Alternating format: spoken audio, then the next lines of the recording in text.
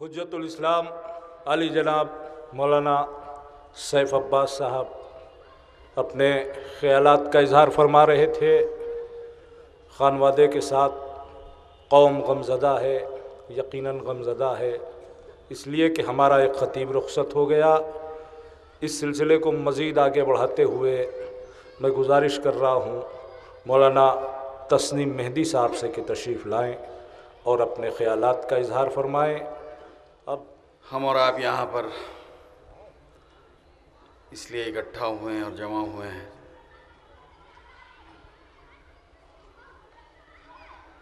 کہ خطیب اکبر کی زندگی کے مختلف پہلوؤں پر اور گوشوں پر روشنی ڈالیں اور اپنے الفاظ میں عقیدت اور محبت کا اظہار کریں۔ خطیب اکبر کی زندگی خطابت کے اعتبار سے، شیعہ کالج میں کے حوالے سے، ایک استاد کی حیثیت سے، اور اس کے بعد پھر خود آپ کی ذاتی زندگی آپ کے شریعت قدے کے حوالے سے،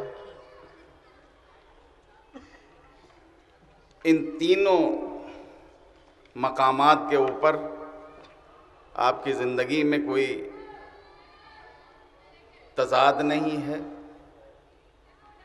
کوئی اختلاف نہیں ہے۔ آپ کی زندگی جیسے گھر کے اندر تھی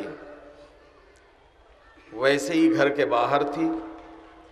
آپ کی زندگی جیسے شیعہ کالج کی چہار دیوالی یا کلاس روم میں تھی ویسی ہی زندگی آپ کی شیعہ کالج کے گیٹ کے باہر تھی۔ کبھی آپ نے محراب اور منبر میں کوئی تفریق نہیں پیدا کی کہ جو محراب میں کھڑے ہوتے ہیں وہ اور ہیں اور جو منبر پہ آتے ہیں وہ اور ہیں۔ انہی نے محراب کی عظمت کو بھی بیان کیا اور انہوں نے منبر کے حق کو ادا کیا، اور کبھی بھی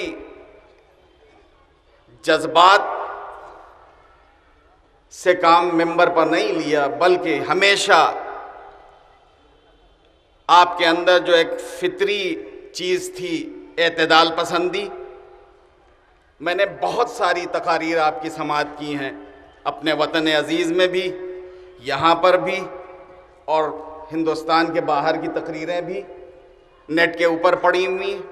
ہمیشہ آپ نے مقام اہل بیت کا بچاؤ کیا ہے، دفاع کیا ہے، لیکن بڑے تحمل کے ساتھ۔ دیکھیے، علم ہونا اور ہے، خطیب بن جانا اور ہے، سب سے بڑی چیز تو یہ ہے کہ انسان اگر صرف عالم ہے تو اس کے اندر حلم ہونا چاہیے، حلیم بھی ہو، اور اگر وہ خطیب ہے تب بھی اس کے یہاں مزاج میں تحمل ہو۔ سرکار خطیب اکبر تابہ سراہ کے یہاں یہ چیز بدرجۂ عدم پائی جاتی تھی۔ کبھی جوش اور جذبات سے نہیں بلکہ پورے ہوش و حواس کے ساتھ آپ نے منبر کو استعمال کیا، اور ایسا نہیں ہے کہ کسی ایک موضوع کو ساری زندگی دہراتے رہے، بلکہ زمانے کے اعتبار سے ہم جب دیکھتے ہیں تو پتہ چلتا ہے اگر دہریت نے سر دوبارہ اٹھایا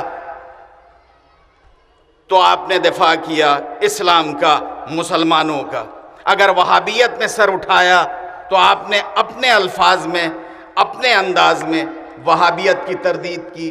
اس کے بعد جو ایک نیا موضوع چل رہا ہے، اللہ جانے اس میں حقیقت کیا ہے، اور وہ ہے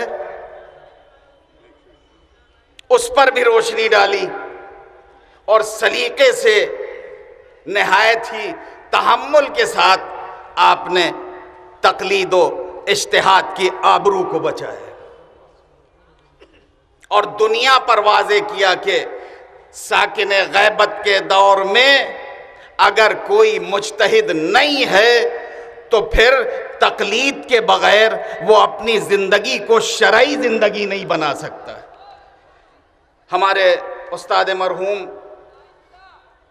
مولانا سید محمد جعفر صاحب قبلہ اللہ مقامہ کے 40ویں کی مجلس میرے پاس موجود ہے۔